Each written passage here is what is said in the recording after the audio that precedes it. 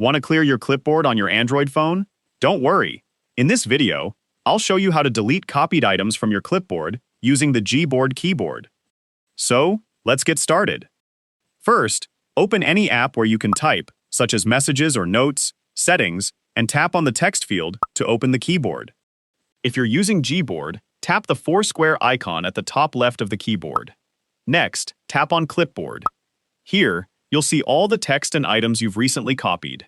To delete a specific item, tap the pencil or edit icon, select the item you want to remove, and then tap the delete or trash icon.